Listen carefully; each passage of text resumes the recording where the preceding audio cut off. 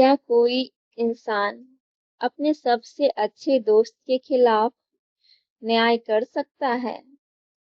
जब दोस्ती और इंसाफ आमने-सामने खड़े हो, तब जीत किसकी होती है? मुंशी प्रेमचंद की कहानी पंच परमेश्वर इसी सवाल का जवाब देती है, जो आज भी उतना ही प्रासंगिक है। जुम्मन शेख और अलगू चौथे में गाढ़ी मित्रता थी। साझे में खेती होती थी, कुछ लेन देन में भी साझा था। एक को दूसरे पर अटल विश्वास था। जुम्मन जब हज करने गए थे, तब अपना घर अलगू को सौंप गए थे और अलगू जब कभी बाहर जाते तो जुम्मन पर अपना घर छोड़ देते थे। उनमें न खान पान का व्यवहार था, न धर्म का नाता, केवल विचार मिलते थे। मित्रता का मूल मंत्र भी यही है। इस मित्रता का जन्म उसी समय हुआ जब दोनों मित्र बालक ही थे और जुम्मन के पूज्य पिता जुमराती उन्हें शिक्षा प्रदान करते थे। अलगू ने गुरुजी की बहुत सेवा की थी, खूब रकाबियां मांझी, खूब प्याले धोए। उनका हुक्का एक क्षण के लिए भी विश्राम न लेने पाता था, क्योंकि प्रत्येक चिलम अलगू को आधे घंटे तक किताबों से अलग कर देती थी। अलगू के पिता पुराने विचारों के मनुष्य थे। उन्हें शिक्षा की अपेक्षा गुरु की सेवा शुश्रूषा पर अधिक विश्वास था। वह कहते थे कि विद्या पढ़ने से नहीं आती, जो कुछ होता है गुरु के आशीर्वाद से। बस गुरु जी की कृपा दृष्टि चाहिए।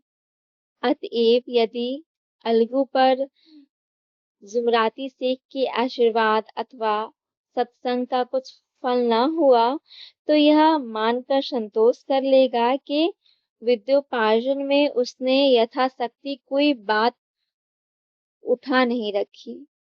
विद्या उसके भाग्य ही में न थी, तो कैसे आती? मगर जुमराती शेख स्वयं आशीर्वाद के कायल न थे। उन्हें अपने सोते पर अधिक भरोसा था और उसी सोते के प्रताप से आज आसपास के गांव में जुम्मन की पूजा होती है। उनके लिखे हुए रहननामे या बेनामे पर कचहरी का मुहर्रिर भी कलम न उठा सकता था। हल्के का डाकिया, कांस्टेबल और तहसील का चपरासी सब उनकी कृपा दृष्टि की आकांक्षा रखते थे। अतएव अलगू का मान उनके धन के कारण था, तो जुम्मन शेख अपनी अनमोल विद्या से ही सबके आदर पात्र बने थे। जुम्मन शेख की एक बूढ़ी खाला थी। उनके पास कुछ थोड़ी सी मिल्कियत थी, परंतु उसके निकट संबंधियों में कोई न था। जुम्मन ने लंबे चौड़े वादे करके एक मिल्कियत अपने नाम लिखवा ली थी। जब तक दान पत्र की रजिस्ट्री न हुई थी, तब तक खालाजान का खूब आदर सत्कार किया गया। उन्हें खूब स्वादिष्ट पदार्थ खिलाए गए, हलवे पुलाव की वर्षा सी की गई। पर रजिस्ट्री की मोहर ने इन खातिरदारियों पर भी मानो मोहर लगा दी। जुम्मन की पत्नी करीमन रोटियों के साथ कड़वी बातों के कुछ तेज तीखे सालन भी देने लगी।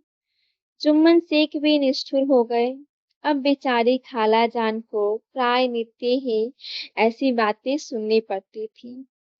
बुढ़िया न जाने कब तक जिएगी। 2-3 बीघे उसर क्या दे दिए, मानो मोल ले लिया है। बघारी दाल के बिना रोटियां नहीं उतरती। जितना रुपया इसके पेट में झोंक चुके हैं, उतने से तो अब तक गांव मोल ले लेते। कुछ दिन खालाजान ने सुना और सहा, पर जब ना सहा गया तब जुम्मन से शिकायत की। जुम्मन ने स्थानीय कर्मचारी गृह स्वामी के प्रबंध में दखल देना उचित न समझा। कुछ दिन तक और यूं ही रोध होकर काम चलता रहा। अंत में एक दिन खाला ने जुम्मन से कहा, बेटा, तुम्हारे साथ मेरा निर्वाह ना होगा। तुम मुझे रुपए दे दिया करो, मैं अपना पका खा लूंगी। जुम्मन ने धृष्टता के साथ उत्तर दिया, रुपए क्या यहाँ फलते हैं? खाला ने नम्रता से कहा, मुझे कुछ रूखा सूखा चाहिए चाहिए भी कि नहीं? जुम्मन ने गंभीर स्वर से जवाब दिया, तो कोई यह थोड़े ही समझता है कि तुम मौत से लड़कर आई हो। खाला बिगड़ गई। उन्होंने पंचायत करने की धमकी दी। जुम्मन हंसे। किस तरह कोई शिकायत हिरन को जाल की तरफ जाते देखकर मन ही मन हंसता है। वह बोले, हाँ, जरूर पंचायत करो, फैसला हो जाए। मुझे भी यह रात दिन की खटखट पसंद नहीं। पंचायत में किसकी जीत होगी इस विषय में जुम्मन को भी संदेह न था। आसपास के गांवों में ऐसा कौन था जो उसके अनुग्रहों का ऋणी न हो? ऐसा कौन था जो उसको शत्रु बनाने का साहस कर सके? किसमें इतना बल था जो उसका सामना कर सके? आसमान के फरिश्ते तो पंचायत करने आवेंगे नहीं। इसके बाद कई दिन तक बूढ़ी खाला हाथ में एक लकड़ी लिए आसपास के गांव में दौड़ती रही। कमर झुककर कमान हो गई थी। एक एक पग चलना दुर्भर था, मगर बात आ पड़ी थी। इसका निर्णय करना जरूरी था। बिरला ही कोई भला आदमी होगा जिसके सामने बुढ़िया ने दुख के आंसू ना बहाए हो। किसी ने तो यूं ही ऊपरी मन से हो हाँ करके टाल दिया और किसी ने इस अन्याय पर जमाने को गालियां दी। कहा, कब्र से पांव लटके हुए हैं, आज मरे कल दूसरा दिन। पर हवस नहीं मानती। अब तुम्हें क्या चाहिए? रोटी खाओ और अल्लाह का नाम लो। तुम्हें अब खेती बाड़ी से क्या काम है? कुछ ऐसा सज्जन भी थे जिन्हें हास्य रस के रसास्वादन का अच्छा अवसर मिला। झुकी हुई कमर, पोपला मुंह, सनके से बाल, इतनी सामग्री एकत्र हो तब हंसी क्यों ना आवे। ऐसे न्यायप्रिय, दयालु, दीन वत्सल पुरुष बहुत कम थे जिन्होंने उस अबला के दुखड़े को गौर से सुना हो और उसको सतावना दी हो। चारों ओर से घूम घूम कर बेचारी अलगू चौधरी के पास आई, लाठी पटक दी और दम लेकर बोली, बेटा, तुम भी दम भर के लिए मेरी पंचायत में चले आना। अलगू, मुझे बुलाकर क्या करोगी? कई गांव के आदमी तो आवेंगे ही। खाला, अपनी विपत तो सबके आगे रो आई, अब आने न आने का अख्तियार उनको है। अलगू, यूं आने को आ जाऊंगा मगर पंचायत में मुंह न खोलूंगा। खाला, क्यों बेटा? अलगू, अब इसका क्या जवाब दूं? अपनी खुशी, जुम्मन मेरा पुराना मित्र है, उससे बिगाड़ नहीं सकता।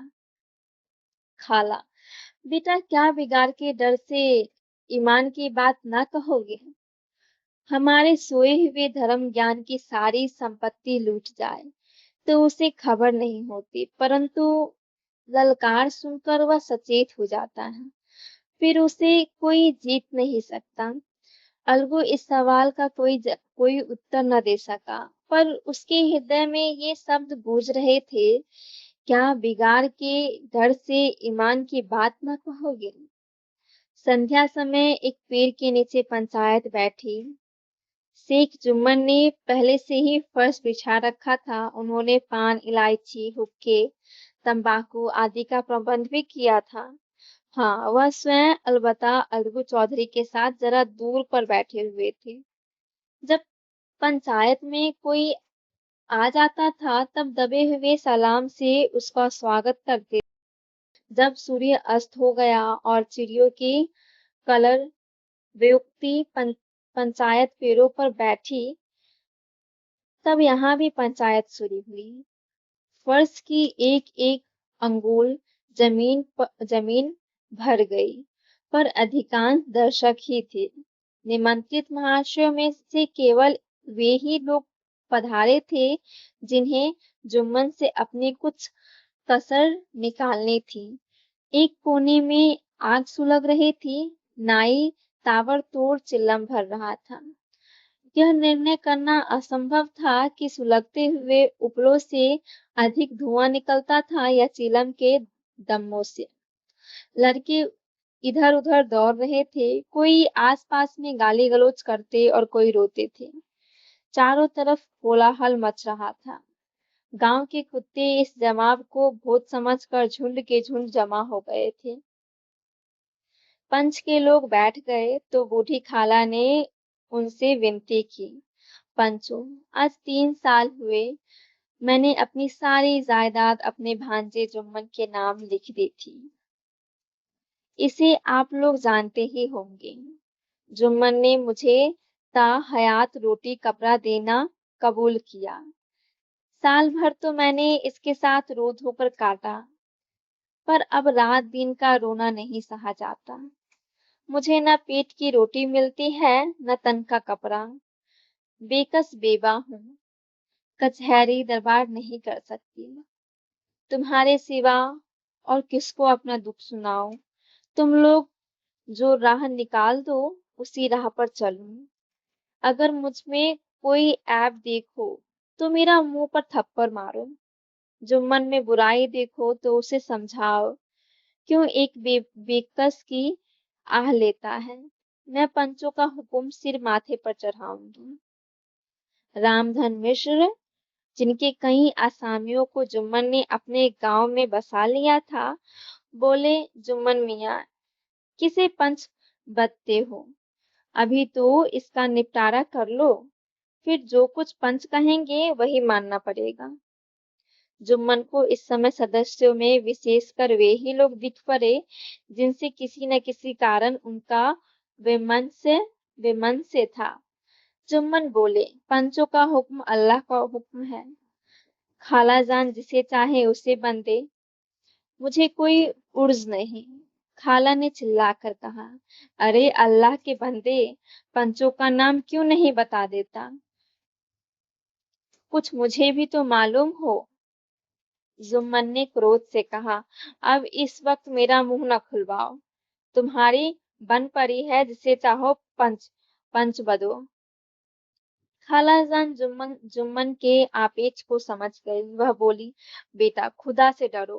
पंच न किसी के दोस्त होते हैं न किसी के दुश्मन। कैसी बात कहते हो? और तुम्हारा किसी पर विश्वास ना हो तो जाने दो। अलगू चौधरी को तो मानते हो, लो मैं उन्हीं को सरपंच बनती हूँ। जुम्मन शेख आनंद से फूल उठे, परंतु भावों को छिपाकर बोले, अलगू ही सही, मेरे लिए जैसे रामधन वैसे अलगू। अलगू इस झमेले में फंसना नहीं चाहते थे। वे कन्नी काटने लगे, बोले, खाला तुम जानती हो कि मेरी जुम्मन से गाढ़ी दोस्ती है। खाला ने गंभीर स्वर में कहा, बेटा दोस्ती के लिए कोई अपना ईमान नहीं बेचता।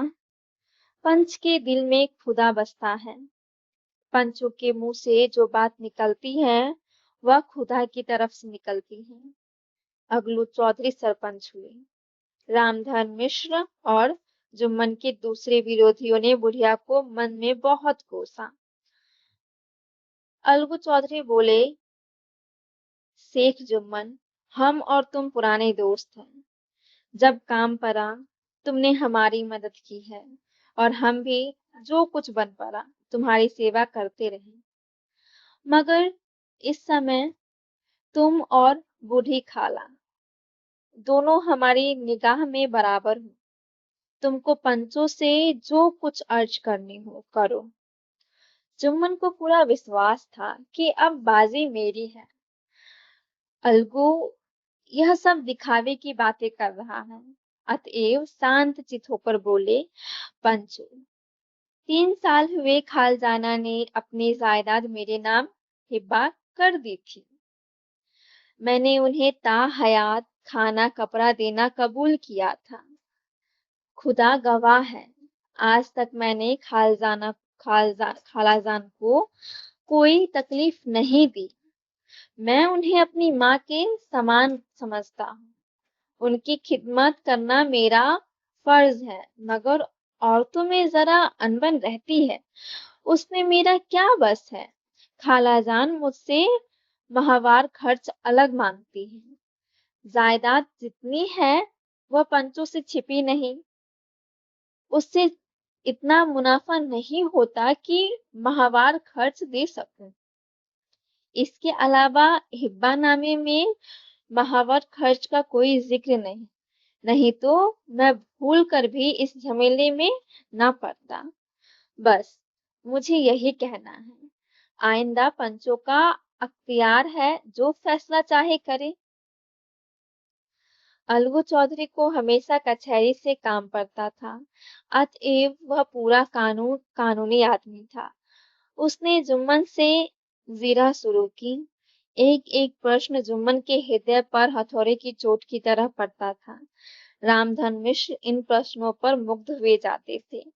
जुम्मन चकित थे कि अलगू को क्या हो गया।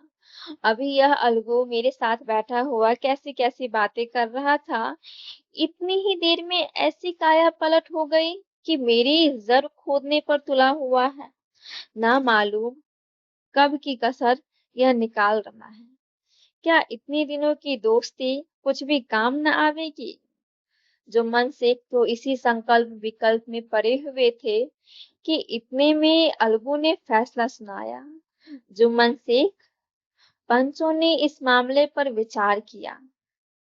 उन्हें यह नीति संगत मालूम होता है कि खालाजान को महावर खर्च दिया जाए। हमारा विचार है कि खाला की जायदाद से इतना मुनाफा अवश्य होता है कि माहवार खर्च दिया जा सके। बस यही हमारा फैसला है। अगर जुम्मन को खर्च देना मंजूर ना हो तो हिब्बानामा रद्द समझा जाए। यह फैसला सुनते ही जुम्मन सन्नाटे में आ गए। जो अपना मित्र हो वह शत्रु का व्यवहार करे और गले पर छुरी फेरे, इसे समय के हेर फेर के सिवा और क्या कहें। जिस पर पूरा भरोसा था उसने समय पड़ने पर धोखा दिया। ऐसे ही अवसरों पर झूठे सच्चे मित्रों की परीक्षा की जाती है। यही कलयुग की दोस्ती है। अगर लोग ऐसे कपटी धोखेबाज ना होते तो देश में आपत्तियों का प्रकोप क्यों होता। यह हैजा प्लेग आदि व्याधियां दुष्कर्मों के ही दंड है। मगर रामधन मिश्र और अन्य पंच अलगू चौधरी की इस नीति परायणता की प्रशंसा जी खोलकर कर रहे थे। वे कहते थे, इसका नाम पंचायत है, दूध का दूध और पानी का पानी कर दिया। दोस्ती दोस्ती की जगह है, किंतु धर्म का पालन करना मुख्य है। ऐसे ही सत्यवादियों के बल पर पृथ्वी ठहरी, नहीं तो वह कब की रसातल को चली जाती। इस फैसले ने अलगू और जुम्मन की दोस्ती की जड़ हिला दी। अब वे साथ साथ बातें करने नहीं दिखाई देते। इतना पुराना मित्रता रूपी वृक्ष सत्य का एक झोंका भी न सह सका। सचमुच वह बालू की ही जमीन पर खड़ा था। उनमें अब शिष्टाचार का अधिक व्यवहार होने लगा। एक दूसरे की आवभगत ज्यादा करने लगे। वे मिलते जुलते थे, मगर उसी तरह जैसे तलवार से ढाल मिलती है। जुम्मन के चित्र में मित्र की कुटिलता आठों पहर खटका करती थी। उसे हर घड़ी यही चिंता रहती थी कि किसी तरह बदला लेने का अवसर मिले। अच्छे कामों की सिद्धि में बड़ी देर लगती है, पर बुरे कामों की सिद्धि में यह बात नहीं होती। जुम्मन को भी बदला लेने का अवसर जल्द ही मिल गया। पिछले साल अलगू चौधरी बटेसर से बैलों की एक बहुत अच्छी बोई मोल लाए थे। बैल पछाही जाति के सुंदर सींगों वाले थे। महीनों तक आसपास के गांव के लोग दर्शन करते रहे। देवयोग से जुम्मन की पंचायत के 1 महीने बाद ही इस जोड़ी का एक बैल मर गया। जुम्मन ने दोस्तों से कहा, यह दगाबाजी की सजा है। इंसान सब्र भले ही कर जाए, पर खुदा नेक ओ बद सब देखता है। अलगू को संदेह हुआ कि जुम्मन ने बैल को विष दिला दिया है। चौधराइन ने भी जुम्मन पर ही इस दुर्घटना का दोषारोपण किया।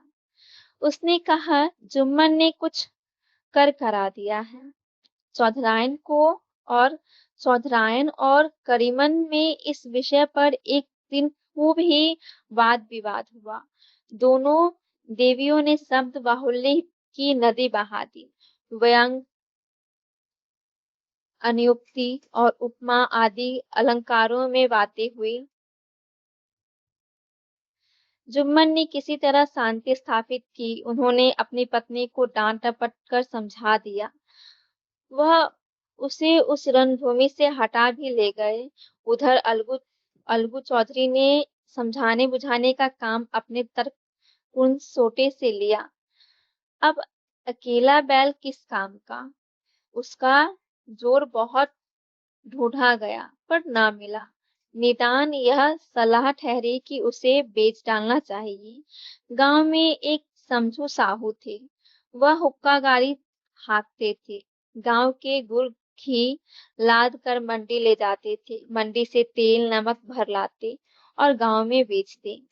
इस बेल पर उनका मन लहराया। उन्होंने सोचा, यह बैल हाथ लगे तो दिन भर बेखटे 3 खेप हो। आजकल तो एक ही खेप में लाले पड़े रहते हैं।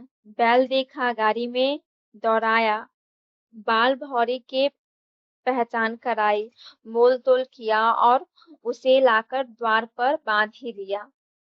1 महीने में दाम चुकाने का वादा ठहरा। चौधरी को भी गरज थी, घाटे की परवाह न की।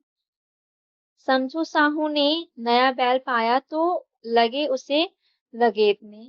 वह दिन में 3-3 4-4 खेपे करने लगे। न चारे की फिक्र थी न पानी की, बस खेपों से काम था।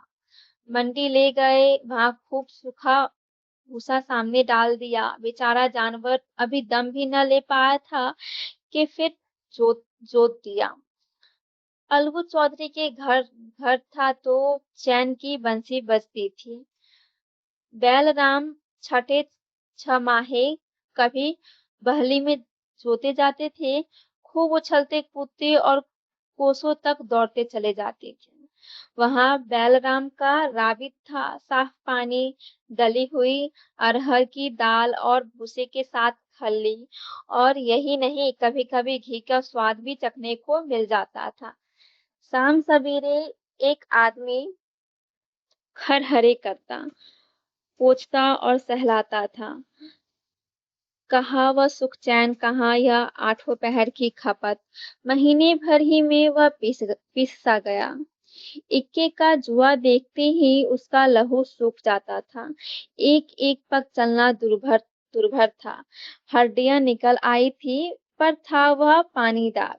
मार की बर्दाश्त न थी। एक दिन चौथी खेप में साहू जी ने दूना बोझा लादा। दिन भर का थका जानवर पैर न उठते थे, पर साहू जी कोरे फटकारने लगे। बस फिर क्या था, बैल कलेजा तोड़कर चला। कुछ दूर दौड़ा और चाहा कि जरा दम ले लूं, फिर साहू जी को जल्द पहुंचने की फिक्र थी। अतएव उन्होंने कई कोरे बड़ी निर्दयता से फटकारे। बैल ने एक बार फिर जोर लगाया, पर अब की बार शक्ति ने जवाब दे दिया। वह धरती पर गिर पड़ा और ऐसा गिरा कि फिर न उठा। साहू जी ने बहुत पीटा, टांग पकड़कर खींचा, नथनों में लकड़ी ठूस दी, पर कहीं मृतक भी उठ सकता था। तब साहू जी को कुछ शक हुआ। उन्होंने बैल को गौर से देखा, खोलकर अलग किया और सोचने लगे कि गाड़ी कैसे घर पहुंचे। बहुत चीखे चिल्लाए, पर देहात का रास्ता बच्चों की आंख की तरह साँझ होते ही बंद हो जाता है। कोई नजर न आया, आसपास कोई गांव भी न था। मारे क्रोध के उन्होंने मरे हुए बैल पर और दुर्रे दुर्रे लगाए और कोसने लगे, अभागे। तुझे मरना ही था तो घर पहुंचकर मरता, ससुरा बीच रास्ते में ही मर गया। अब गाड़ी कौन खींचे। इस तरह साहू जी खूब जले भुने। कई बोरे गुड़ और कई पीपे घी उन्होंने बेचे थे। 200-250 रुपए कमर में बंधे थे। इसके सिवा गाड़ी पर कई बोरे नमक के थे, अतएव छोड़कर जा भी न सकते थे। लाचार बेचारे गाड़ी पर ही लेट गए। वहीं रत जगह करने की ठान ली। चिलम पी गया, फिर हुक्का पिया। इस तरह साहू जी आधी रात तक नींद को बहलाते रहे। अपनी जान में तो वह जागते ही रहे, पर पौ फटते ही जो नींद टूटी और कमर पर हाथ रखा तो थैली गायब। घबराकर इधर उधर देखा तो कोई कंशस्त्र तेल भी नदारद। अफसोस में बेचारे ने सिर पीट लिया और पछाड़ खाने लगे। प्रातःकाल रोते बिलखते घर पहुंचे। सहुआइन ने जब यह बुरी सुनावनी सुनी, तब पहले तो रोई, फिर अलगू चौधरी को गालियां देने लगी। निगोरे ने ऐसा कुलक्षणी बैल दिया कि जन्म भर की कमाई लूट गई। इस घटना को हुए कई महीने बीत गए। अलगू जब अपने बैल के दाम मांगते, तब साहू और सहुआइन दोनों ही झल्लाए हुए कुत्ते की तरह चढ़ बैठते और अंड संड बकने लगते। वाह, यहाँ तो सारे जन्म की कमाई लुट गई, सत्यानाश हो गया, इन्हें दामों की पड़ी है। मुर्दा बैल दिया था, उस पर दाम मांगने चले हैं। आंखों में धूल झोंक दी। सत्यानाशी बैल गले बांध दिया। हमें नीरा पोंगा ही समझ लिया है। हम भी बनिए के बच्चे हैं। ऐसे बुद्धू कहीं और होंगे। पहले जाकर किसी गड्ढे में मुंह धो आओ, तब दाम लेना। न जी मानता हो तो हमारा बैल खोल ले जाओ। महीना भर के बदले 2 महीना जोत लो, और क्या लोगे। चौधरी की अशुभ चिंतकों की कमी न थी। ऐसे अवसर पर वे भी एकत्र हो जाते और साहू जी के बर्राने की पुष्टि करते, परंतु 150 रुपये से इस तरह हाथ धो लेना आसान न था। एक बार वह भी गर्म पड़े। साहू जी बिगड़ कर लाठी ढूंढने घर में चले गए। अब सहुआइन ने मैदान लिया। प्रश्नोत्तर होते होते हाथापाई की नौबत आ पहुंची। सहुआइन ने घर में घुसकर किवाड़ बंद कर लिया। शोरगुल सुनकर गांव के भले मानस जमा हो गए। उन्होंने दोनों को समझाया, साहू जी को दिलासा देकर घर से निकाला। वह परामर्श देने लगे कि इस तरह से काम न चलेगा। पंचायत कर लो, जो कुछ तय हो जाए उसे स्वीकार कर लो। साहू जी राजी हो गए। अलगू ने भी हामी भरी। पंचायत की तैयारियां होने लगी। दोनों पक्षों ने अपने अपने दल बनाने शुरू किए। इसके बाद तीसरे दिन उसी वृक्ष के नीचे पंचायत बैठी। वही संध्या का समय था। खेतों में कौवे पंचायत कर रहे थे। विवादग्रस्त विषय था यह कि मटर की फलियों पर उनका कोई स्वत्व है या नहीं, और जब यह प्रश्न हल न हो जाए तब तक वे रखवाले की पुकार पर अपनी अप्रसन्नता प्रकट करना अवश्य समझते हैं। पीर की डालियों पर बैठी सूक्ष्म मंडली में यह प्रश्न छिड़ा हुआ था कि मनुष्य को उन्हें बेमुरौवत कहने का क्या अधिकार है, जब उन्हें स्वयं अपने मित्रों से दगा करने में भी संकोच नहीं होता। पंचायत बैठ गई तो रामधन मिश्र ने कहा, अब देरी क्या है, पंचों का चुनाव हो जाना चाहिए। बोलो चौधरी, किस किस को पंच बदते हो। अलगू ने दीन भाव से कहा, समझू साहू ही चुन ले। समझू खड़े हुए और करक कर बोले, मेरी ओर से जुम्मन शेख। जुम्मन का नाम सुनते ही अलगू चौधरी का कलेजा धक धक करने लगा। किसी ने अचानक थप्पड़ मार दिया। रामधन अलगू के मित्र थे, वह बात को तार गए। पूछा, क्यों चौधरी, तुम्हें कोई उज्र तो नहीं? चौधरी ने निराश होकर कहा, नहीं, मुझे क्या उज्र होगा। अपने उत्तरदायित्व का ज्ञान बहुधा हमारे संकुचित व्यवहारों का सुधारक होता है। जब हम राह भूल कर भटकने लगते हैं, तब यही ज्ञान हमारा विश्वसनीय पथ प्रदर्शन बन जाता है। पत्र संपादक अपनी शांति कुटी में बैठा हुआ कितनी धृष्टता और स्वतंत्रता के साथ अपनी प्रबल लेखनी से मंत्रिमंडल पर आक्रमण करता है, परंतु ऐसे अवसर आते हैं जब वह स्वयं मंत्रिमंडल में सम्मिलित होता है।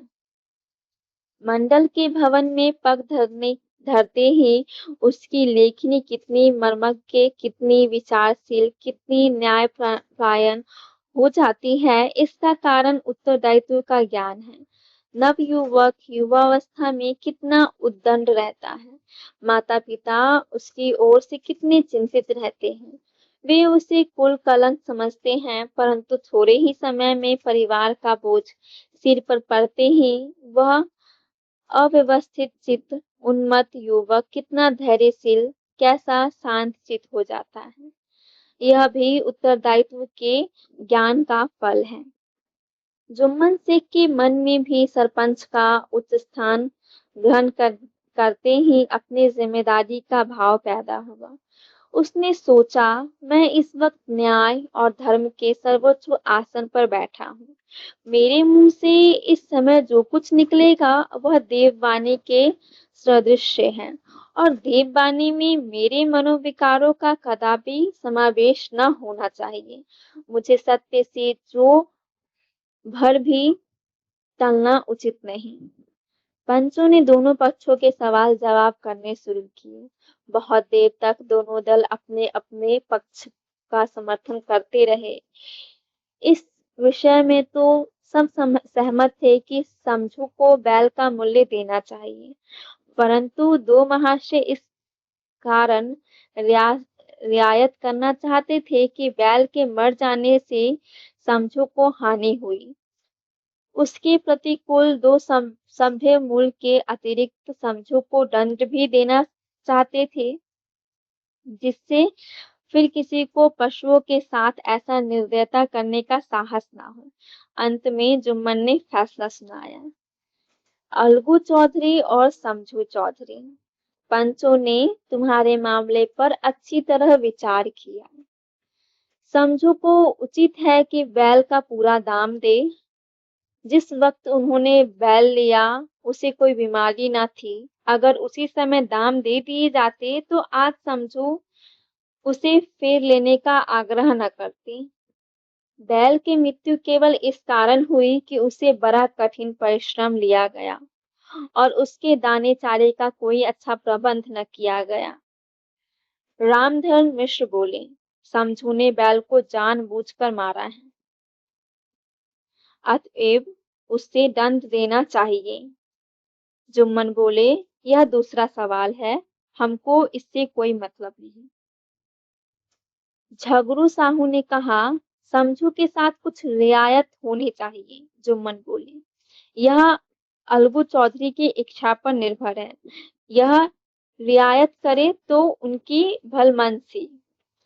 अलगू चौधरी फूले न समाये, उठ खड़े हुए और जोर से बोले, पंच परमेश्वर की जय। इसके साथ ही चारों ओर से प्रतिध्वनि हुई, पंच परमेश्वर की जय। प्रत्येक मनुष्य जुम्मन की नीति को सराहता था। इसे कहते हैं न्याय, यह मनुष्य का काम नहीं। पंच में परमेश्वर वास करते हैं, यह उन्हीं की महिमा है। पंच के सामने खोटे को कौन खरा कह सकता है। थोड़ी देर बाद जुम्मन अलगू के पास आए और उनके गले लिपट कर बोले, भैया, जब से तुमने मेरी पंचायत की तब से मैं तुम्हारा प्राण घातक शत्रु बन गया था, पर आज मुझे ज्ञात हुआ कि पंच के पद पर बैठकर न कोई किसी का दोस्त होता है न दुश्मन।